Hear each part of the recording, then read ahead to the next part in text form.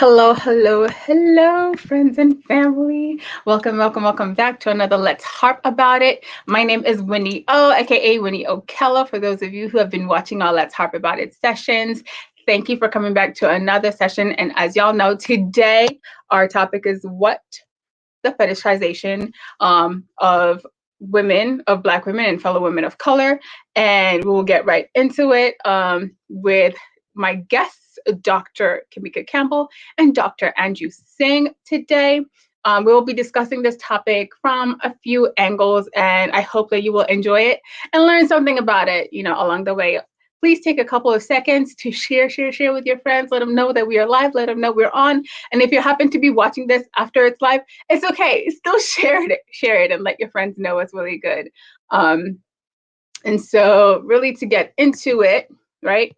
I wanted to remind you guys also the blog and the website. We do weekly updates on there on the blog. That you can find us at www.harpnow.org. That's HARPNOW.org. There's surveys on there to determine, what our baseline is of how people feel about harassment and assault, if you've witnessed or experienced it. Police brutality related survey as well. Don't forget to complete that. Also, we do have the HARP It. You can HARP it with HARP. That means to share your experiences, both again as a witness or as an experiencer of harassment or assault. Again, you know the website, www.harpnow.org. And you can also volunteer your time if you would like to participate in this work that we're doing here via HARP. And you can do so right from where you are across the globe. And so with that, we're going to get right into today's topic. Yay!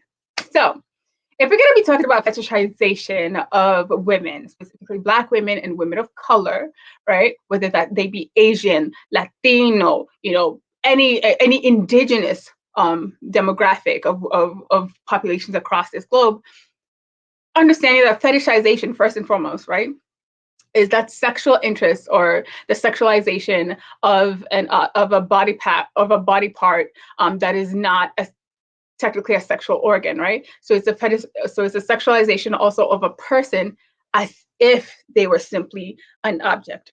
In this case, a sexual object. And so that was from the Cambridge Dictionary. When we talk about colorism, which is also another particular form of fetishization, it's, we see that it's this prejudice or discrimination, especially within a particular racial or ethnic group, that favors people with lighter skin over those with darker skin. That's from the Merriam-Webster Dictionary. And so a third concept that I do want to have a baseline on is this idea of preference, because we see it also, tied to this colorism and fetishization. Is like, oh, it's just my preference. And preference really is the act or fact or principle of giving advantages to some, over others, right? And there's also the power of opportunity to choose, right? There's an option of choosing and giving advantages to one or another. And actually, Dr. Sarah Webb writes about this in 13 ways to spot preference versus colorism. And she writes that preferences are often socially or individually conditioned. But when it's socially harmful, like creating inequity or dehumanization and victimization of people, you have a responsibility to check your preferences. And media representations of couples condition us to normalize white or light women or feminine with brown or dark masculine characters. And this is how the media often depicts these romantic interests, right? The whiter, the brighter, the better, right? The more feminine she is, awesome. Like, and for men, it's like the tall, dark, and handsome, that dark brown masculine image. And so and she poses the questions: how often do you see dark-skinned women as the love interest, as the star of the romantic comedy or drama, or as the leading lady?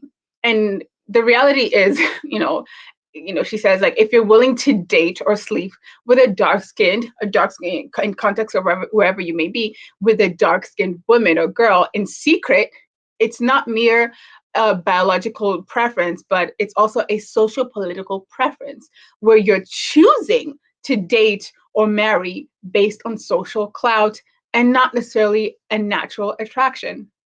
And so, I mean, we see this show up in various forms of harassment as well as assault incidents, because at the end of the day, it really is all about abuse of power in these instances. And so, a recent Bumble study showed that, among its US users, 45% of the survey respondents didn't have a clear understanding of what fetishization meant as it relates to identities of race as well as body type. And it also noted that the groups most likely to face fetishizations were also the ones most likely to recognize it, according to the survey. And 1 in 4 Black women and 1 in 6 Black men surveyed said that they experienced unsolicited fetishization while online dating. And a third of American Indian or Alaskan Native men experienced such fetishization while dating on the platform as well, while 21% of Asian women and 18% of Asian men reported having experienced similar experiences while using the platform. And therefore, Bumble has actually taken some steps to stop this type of harassment on the app, including banning also fat phobic and body shaming comments. So, given this baseline of where we stand on this topic, I wanted to include my amazing guests today, both Dr. Anju Singh and Dr. Kamika Campbell, to help us, unpack this really complex topic, And so I would like to introduce them to share their, experience, first of all, their lived experiences, but also their, wisdom on this topic to make sure that we're all on the same page of discussion. So welcome, Dr. Campbell. Welcome, Dr. Singh. Please do take a moment to introduce yourself to the people in case they already forgot who you are. So please go, Dr. Campbell first, and then Dr. Singh. What am I to say about myself? I'm here. I've been causing a ruckus for a long time, and that's who I am. Also with YPOC, Young Professionals of Color, which is partnered with Let's HARP About It and the assault reporting platform, harassment assault reporting platform. So that's a little bit about me. Yes, thank you. And Dr. Singh, please reintroduce yourself to the people because they should know you also by now. Thank you. Thank you, Vinny. And thank you, Dr. K. Good to see you guys again. Good to see you, Dr. Anju. The word guys, I'm trying to move away from using the word guys because actually that's sexist terminology and very disrespectful for women. So I apologize. But thank you again for having me back. And thank you for creating this platform. My background, again, I was making trouble in India the first almost 29 years of my life. And then I came here and now I'm making trouble in the US. Period. I support it, period. Only way to live. Good trouble. Okay? All day, every day. Yeah. And a quick background about me, I went to medical school. So, a lot of people have questioned if women should call themselves doctors, right? So the ones who think we should have a medical degree, I got that one down. The ones who think we need a PhD, I got that one down. Okay. And the ones who think we need to have babies, I got 3 of them down. Watch out, honey. Okay, you out here. Dr. Anju, because literally this last couple of weeks, I had someone say, well, we can't call you doctor. You don't have a medical degree. And I was like, okay, well, let me just get the medical. I'll be right back. Wow. I'll just get the medical degree and come back. But in the meantime, it's also okay to call me doctor. It's fine. Right? Like, damn. Yeah, we start having those conversations, but tis what it is. I'm also a small business owner, single mom. Started my nonprofit. I shouldn't call it my nonprofit. It's a nonprofit for the community, Unity and Diversity Foundation. And I'm also running for Pathonetary in Dauphin County. A lot of people don't know what a Pathonetary is. So if you have questions, look me up, ask me, and I will answer those questions. Please do, because that's an important role. If you're unfamiliar with what that role does, please do connect with Dr. Anju Singh and learn more about how you can be more civically engaged wherever you happen to be out there. And so we're going to real dive into this because I know it's a lot and I want to give you guys all the time needed to really address this. And so yeah, and we know, right? So the basic level question will be, do we believe it's real, or is it wrong, or is it bad, or why is it wrong? But the reality is, I would rather ask, like, how do you see this idea of fetishization, particularly of Black women and other, women of color, Asian, South Asian in particular, right, or other indigenous communities being reflected and perpetuated in society in the name of preference, and which is oftentimes to colorism rebranded. So back to you guys. I mean, the first thing I would say is that fetishization contributes to all the isms, sexism, misogyny, or the whatever they're called.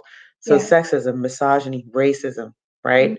Fetishization contributes to that. To me, it acts as one of those things that allows you to disaggregate racism from racism, sexism from sexism by saying, "Oh, a fetish," right? I have had conversations in various communities I'm connected to about fetishization and what it means, right?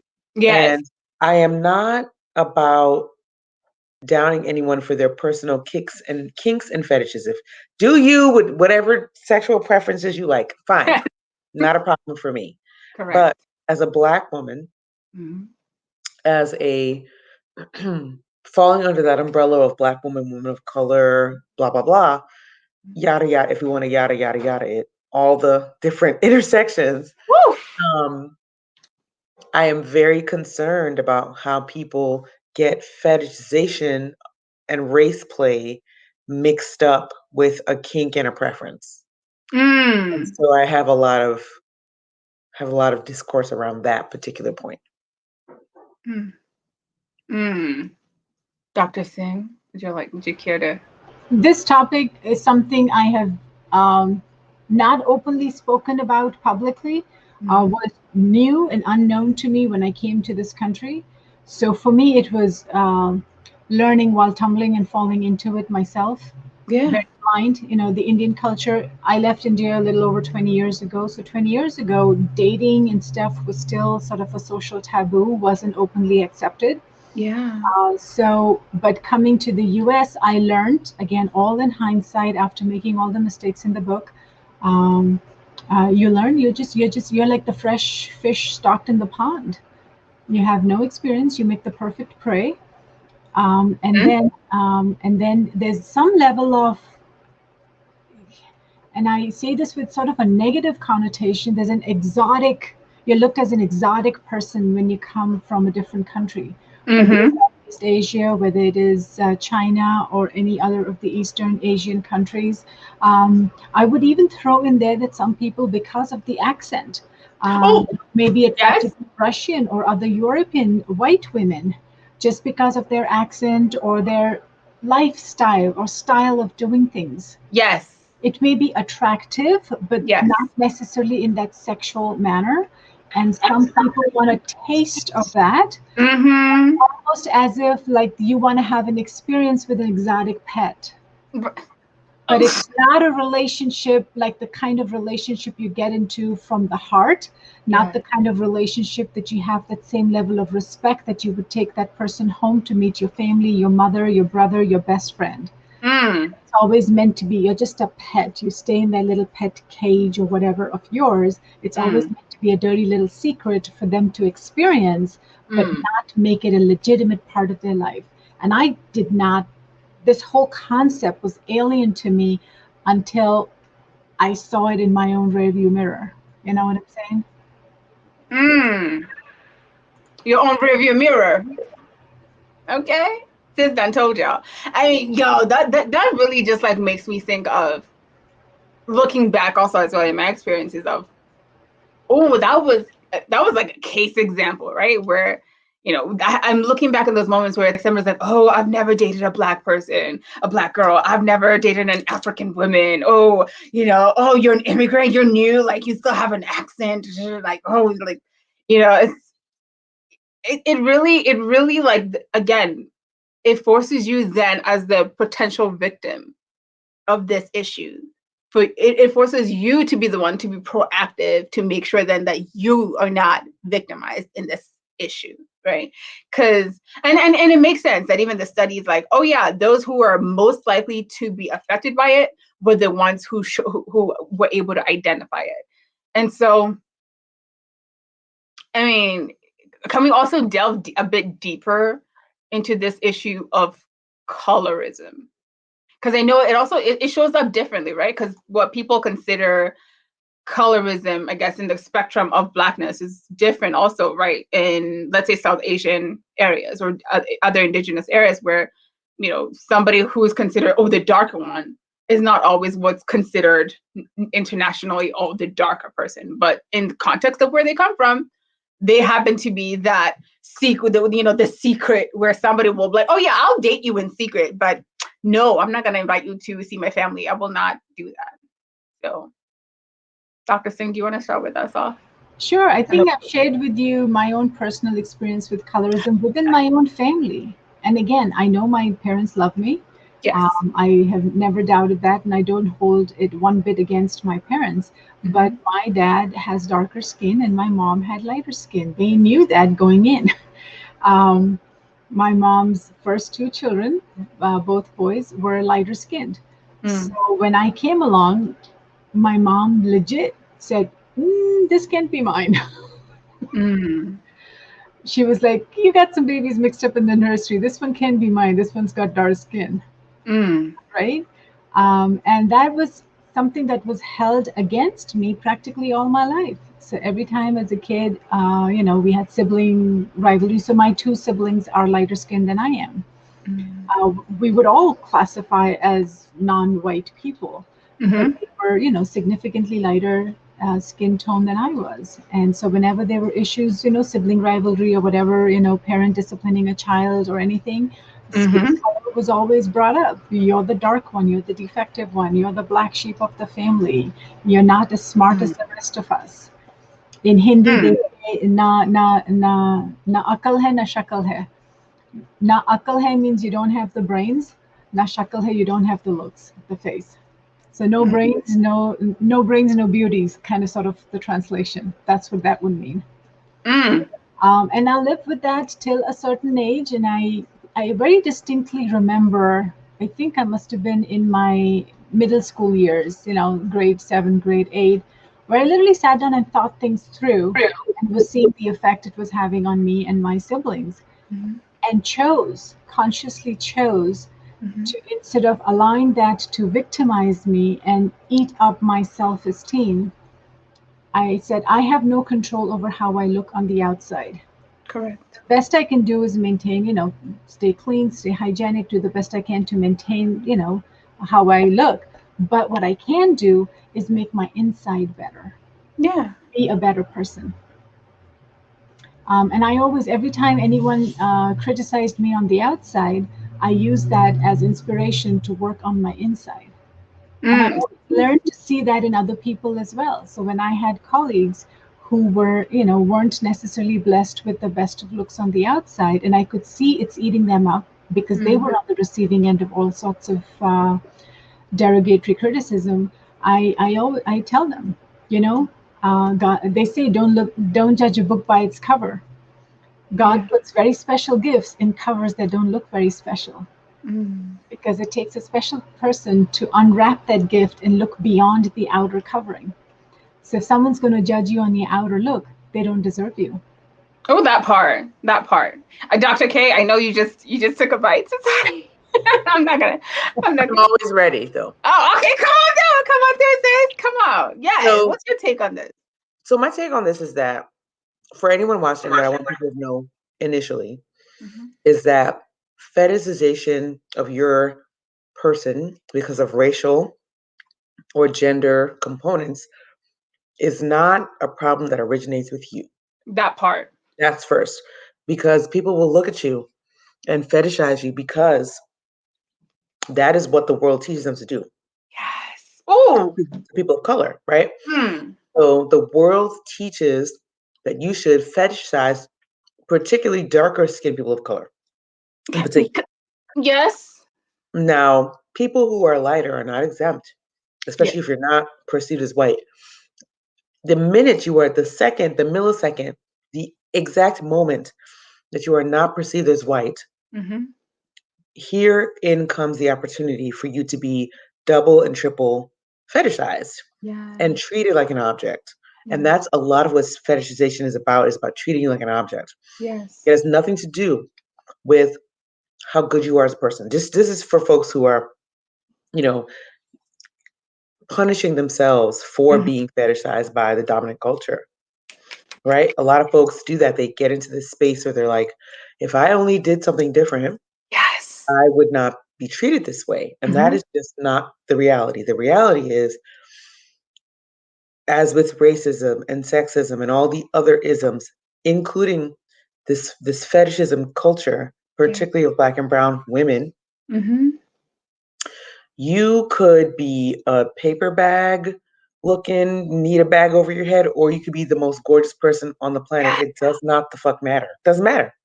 Yeah. Because you will be fetishized because of the erroneous conceptualizations of how people look at you sexually, because of the society, how society has created this kind of idea around this stuff. Yeah. I mean, this goes back to the history of racism, you know, all the other isms, but let's talk about I'm gonna look it up right now, but I just watched a Sarti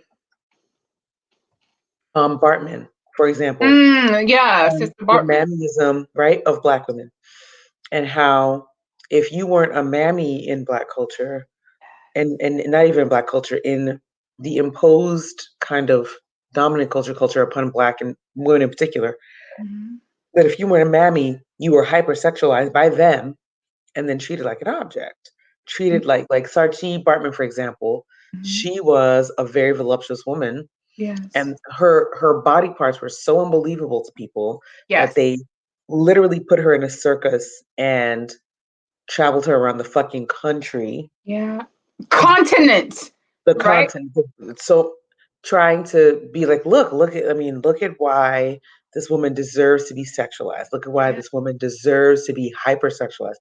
Let's look at why this woman deserves to be fetishized, because her parts, her ass, her butt, her boobs, her hips looked so different than what was known at that time that they just treated her like an animal. Yeah, literally.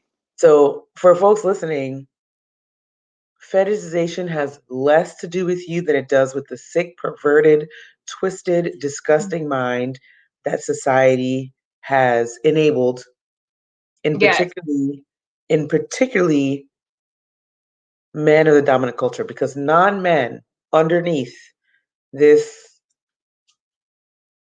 structure are not the ones who set the fetishization standards. Now, are people exercising their fetishism based on that culture? Absolutely, yes. Yes. All kinds of people take fetishization and they turn it into something that they can it's palatable, they can swallow, right? But can you give an example? So, okay, my favorite example is folks peep how Black women are fetishized. They see that, right? And then this goes back to my favorite thing that I like to say about oppressed becoming oppressors. So you see how Black women are fetishized by the dominant culture. What do? You know, especially the men of the non-dominant cultures.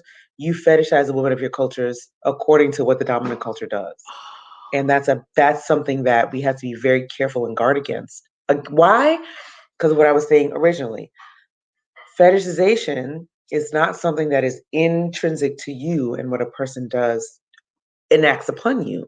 It is a problem. And when you don't see it as a problem, right, when you don't see it as a societal issue, you enact the same things intraculturally that are happening extraculturally, right? Things that are happening from the dominant culture onto a person, from the dominant culture onto marginalized women, from the dominant culture onto marginalized non-men. So to me, it's worth investigating, because it's really easy to internalize this fetishized culture that we have in the US. It's very easy to do. Not even in the US, worldwide. It's very easy to do. Absolutely. Yeah, because even for me, like I was having another conversation yesterday because I was talking about this topic, and it hit me how it really is a cultural experience, right? Where one party is trying to impose its idea of cultural appropriateness onto another. And I mean, Dr. K, we've talked about this several times in context of the latest big thing was what? WAP. And that's still it was still very much a clash amongst people, because for me I was like, when I realized that it goes back to this idea of respectability politics that people oftentimes don't get. And they're like, no, it's just about morality and right. And like, it was like, but it's not okay. I was like, I know it's a very complex and discussion. that's the thing with fetishizing things. Mm-hmm. Not that people are treating it as if, right? Mm-hmm. You are a bad person and therefore you should not be approached or be a part of society at all. That's not what's happening. Mm-hmm. They go, you are not allowed to be in this part of society with fetish. Yes. But then they go, but this other part of society that still serves the dominant culture, we would love for you to participate in that. Yes. We'd love for you to take part in that. Right. You're still a bad person and you're still horrible for having these features and all these things. Yes. And Or doing these things. And you're still subpar, but we still want to have access to you, and we still want you.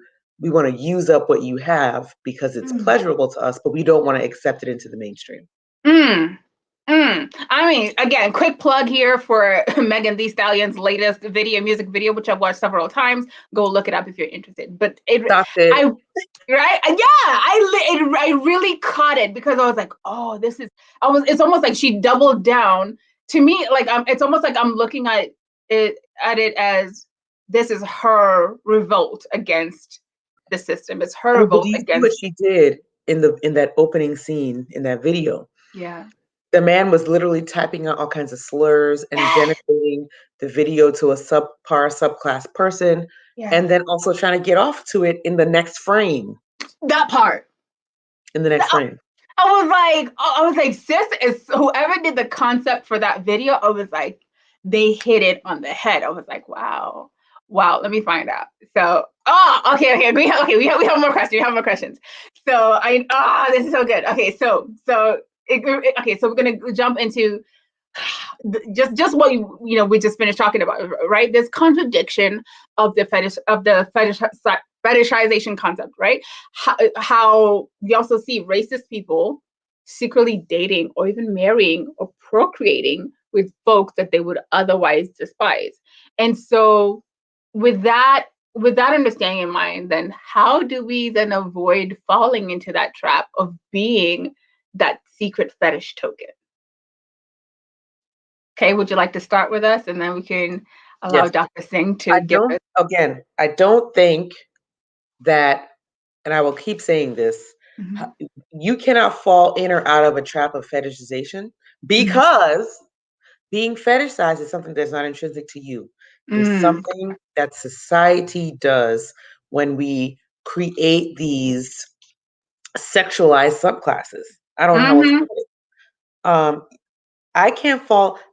Let's think about this for a second. What can I do to avoid being fetishized? Let's think about it. Yes, you're right. Think about the question we're asking of people who are victims of fetishization. That's the point.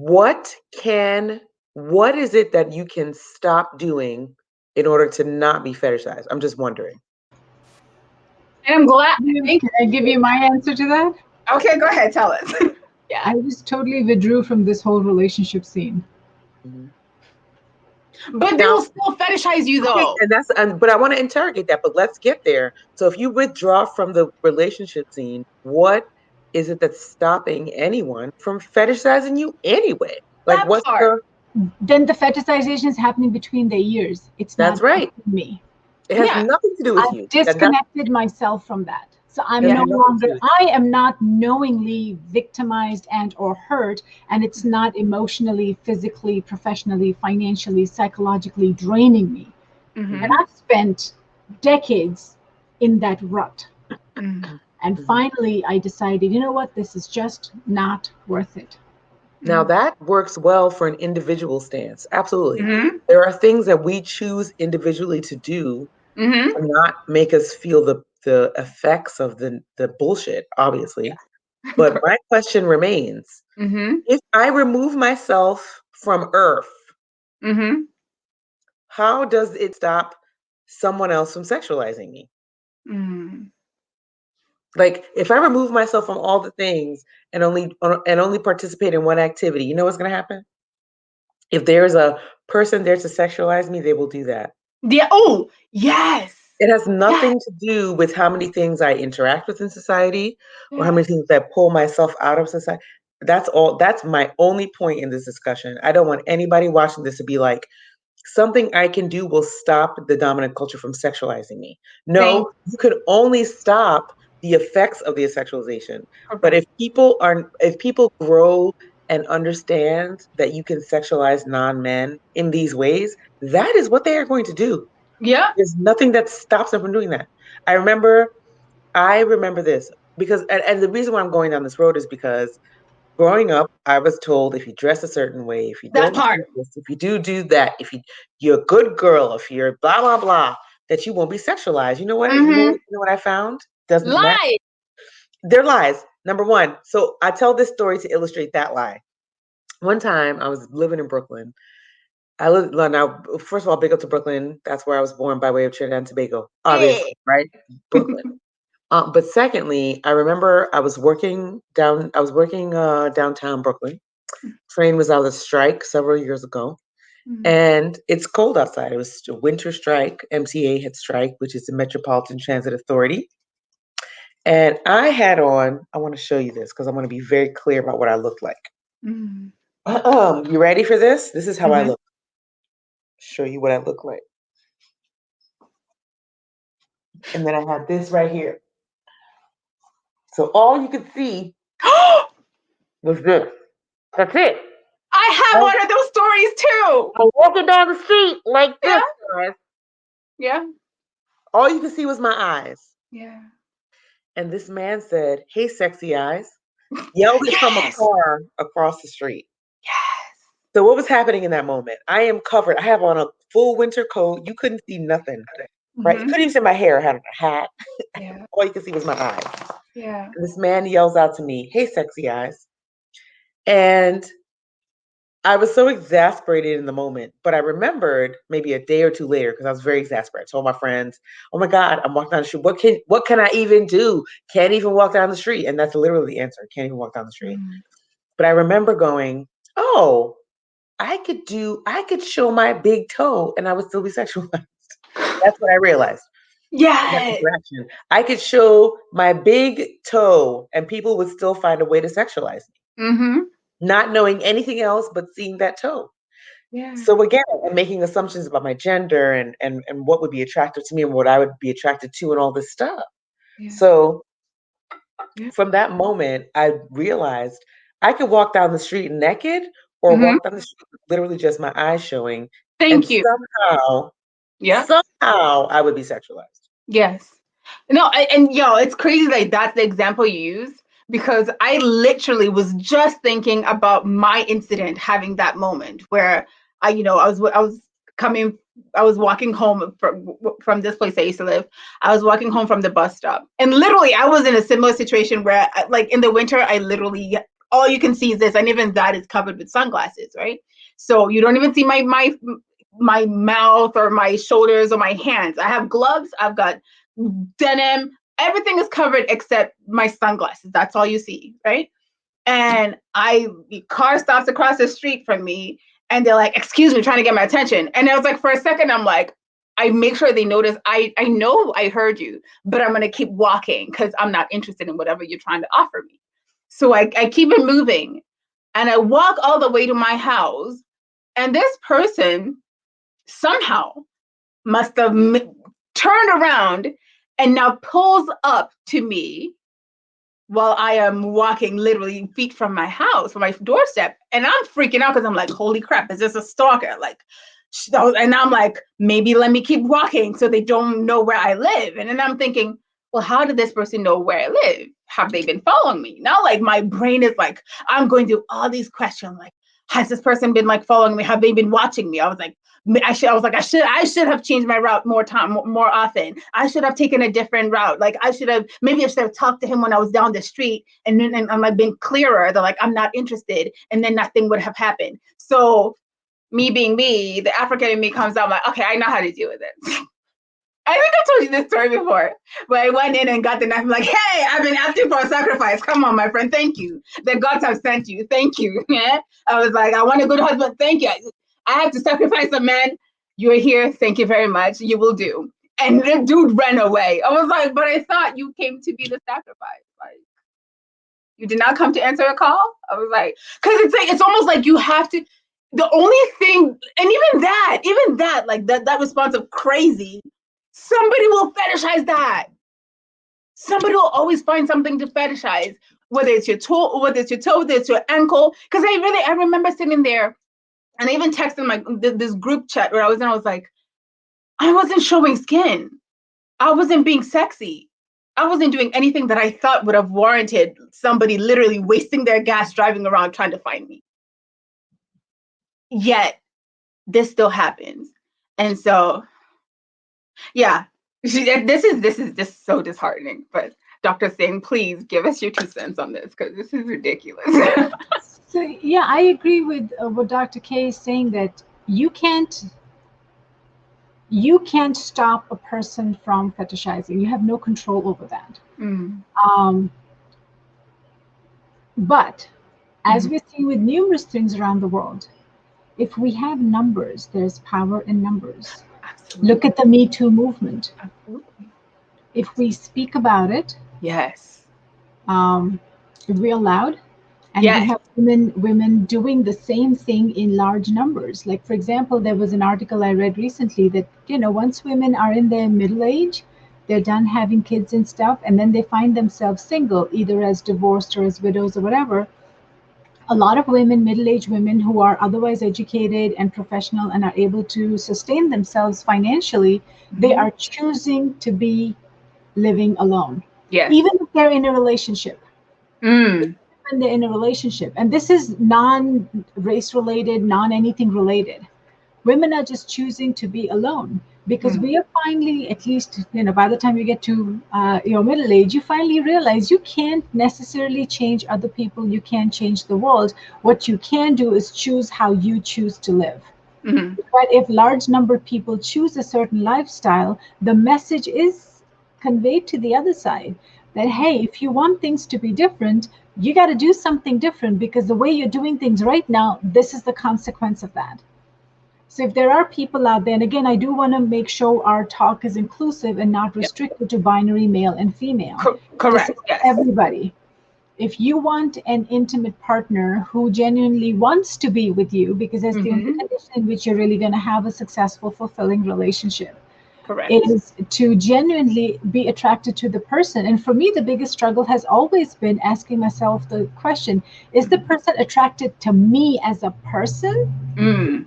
Or is it because I'm Indian? Is it because of the Indian food I cook? Or is it because of my education and social status that they have because of me? There's so many, because as a woman, I have multiple facets. Yes. I'm a woman, I'm a mother, I'm Indian, I'm Hindu, or I like to cook Indian food. I like to cook a lot of different food. There are lots of stuff I like to do, right?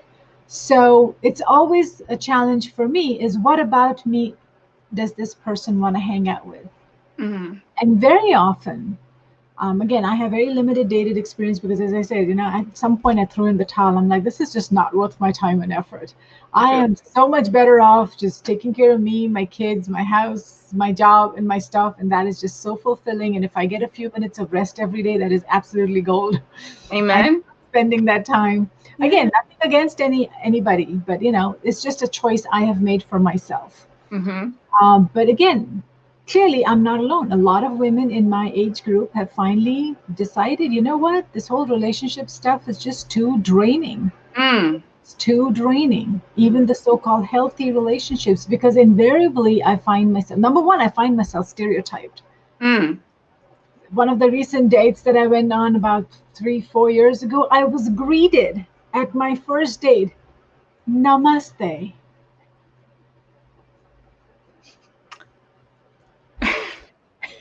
So somehow, just because I'm Indian, I should be greeted with a namaste. That's really raggedy.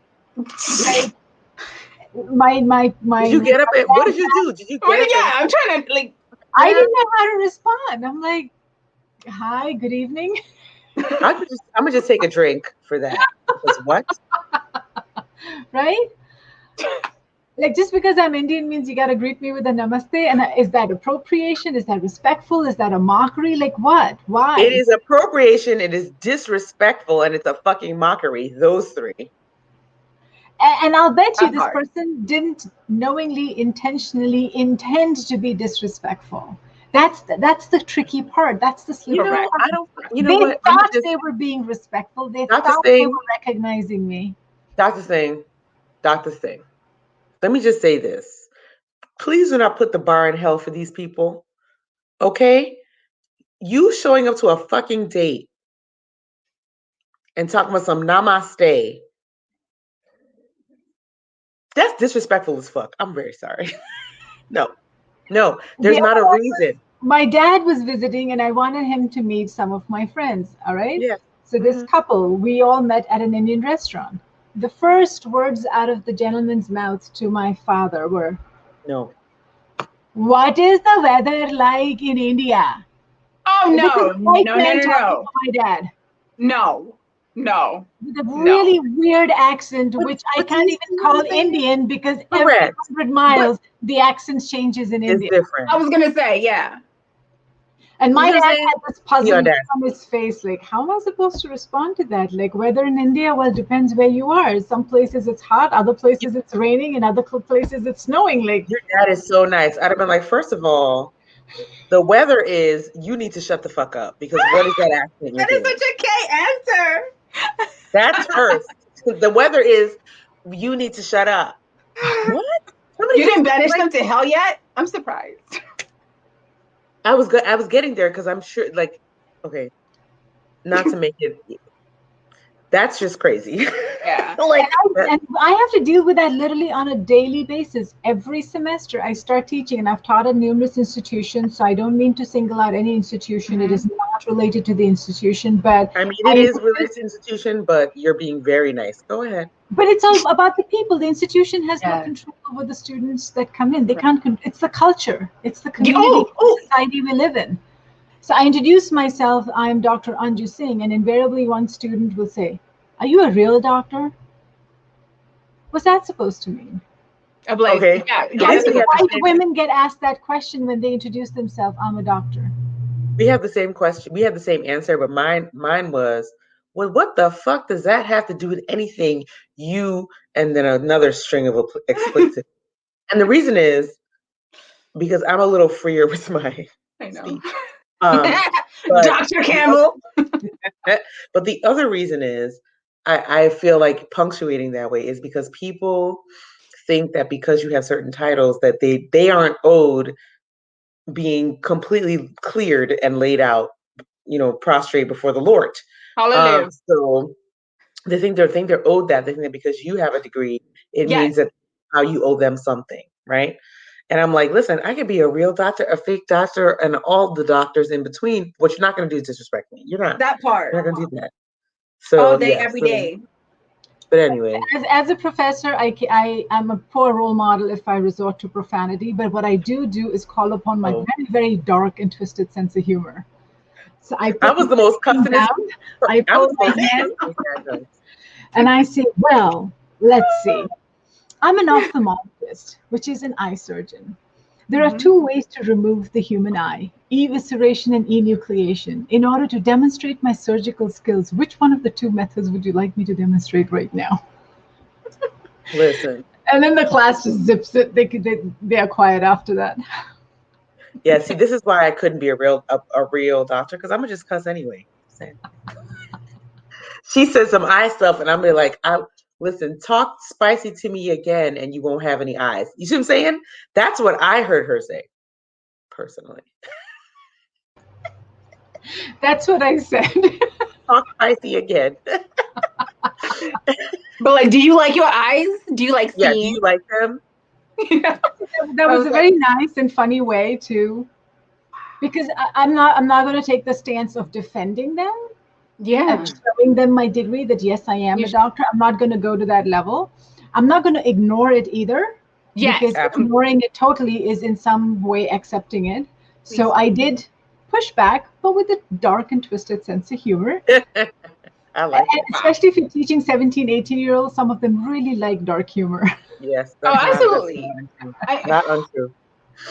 Not but no, untrue. but like I also love the fact that touch on something. This idea of, again, going back to the respectability thing of, oh, if you happen to have a PhD, if you happen to be a doctor, if you happen to have some sort of credential after your name or before your name, it's like you're somehow supposed to remove yourself from the BS that people try to throw at you. It's almost like they know that, oh, this person, they can't touch me back if I say this. They like, I was like, oh, then that would automatically negate all the work that you've put into earning that title. I was like, if I cuss you out in the name of the Lord, I was like, it doesn't mean that my degree is no longer valid, especially if I earned it, right? I was like, Coming fam. from students, I don't take offense. Mm-hmm. Again, as a student, I Yeah. am in a mentor-mentee relationship. It's like Yeah. a parent and child relationship to some extent. You understand children are going to push back, children are going to push boundaries, and that's Yeah. okay. But I've had other doctors. It's the adults who I've get had adult doctors tell me behind closed doors things like, oh, your degree doesn't really count. And the mm. self same people will stand in public places and give lectures. And when they want to attract international students and international doctors, the self same people will stand on a public platform and say, we Mm-hmm. attract the brightest, the best, and the brightest from across Mm-hmm. the world. And I'm like, That part. hypocrisy, hypocrisy, I, hypocrisy. thank you. Tying it back to how we fetishize in and out of the boudoir. And please note that, right? Oh, Where absolutely. you only want us when you can peddle us as, here's my pet. Here is my pet from Africa. Here's my pet from the islands. Here's my pet from here, right? Where we see that happen constantly, again, especially as you rise up in rank in certain spaces, in certain professions. It's like, I will take you out when I need you and parade you around, but at the rest of the time, please go and hide and not be seen. Don't talk too loudly. Don't talk too much. Don't ask too many questions. Don't be too bold. Don't let your back get too straight up in here. Let's be honest, right? And don't call out the BS, because that's technically not why we have you here. But again, we gonna move on into the last question is then, as you guys have stated, like how we then begin to hold each other accountable when we see, again, especially if it's friends and loved ones or people who we are able to call out, how do we better hold one another accountable when we see these problematic moments? I don't know how successful it is all the time to get to the accountable part, like holding people accountable. But I think one of the things we owe each other is to call out these elements of fetishization. Now, it usually lands on the non-men to do the calling out. So what I say in this kind of arena is that, to the men out there who are watching and are saying they're allies and supportive of women and supportive of non-men, supportive of the LGBTQ community, all these things, you all need to start calling out misogynoir and fetishization and misogyny and sexism in your circles that lead to detrimental things. Again, not saying that people's kinks can't be their kinks. Hey, if you like kinky things, more power to you. More power. But it really needs to be interrogated, the ideas around fetishization, particularly when it has to do with women of color, Black women, brown women, women from Southeast Asia, from Far East Asia, from the Middle East, and so on and so forth. We have to start. I am always requiring the men in my life to speak out against certain things. Absolutely. Because the non-men saying it, what do they tell us? Oh, you're making it up, you're exaggerating, you're doing this, you're doing that. All these things they tell you when you speak out against certain things. And also, we want to break the cycle for those going forward. We have people who are looking at fetishization as a way to get ahead, and it is more often than not, it's damaging to you and to your person, because fetishization is real cute until people start trying to exercise their power over you in their fetishized imagination. Okay, come on, call them out. So you want to make sure. Listen, the last thing I want to say, and I'll pass the mic, is The fetishization doesn't stop after you have a partner. This is why fetishization is so dangerous, because me having a husband does not stop people from being racist, misogynist, sexist, or fetishized. It does not matter. Yeah. Again, where I'm harkening back to, fetishization has nothing to do with you. Yeah. Me being a good-looking person who is Black, who has nice hair, I'm gonna just claim that I Hey, say come that. on, sis. Okay, with Doesn't the mean shape up too. with the shape up. Okay, I need to get another one real fast. But anyway, it doesn't mean Yeah. that, Winnie being, an African queen doesn't mean, Dr. Anju being a gorgeous, doctor doesn't mean that you somehow, fetishization has anything to do with you. Being good looking Yeah. to people doesn't mean that you deserve to be fetishized. Being a marginalized culture, and that's the big one, because Yeah. marginalized cultures are routinely fetishized. But Yeah.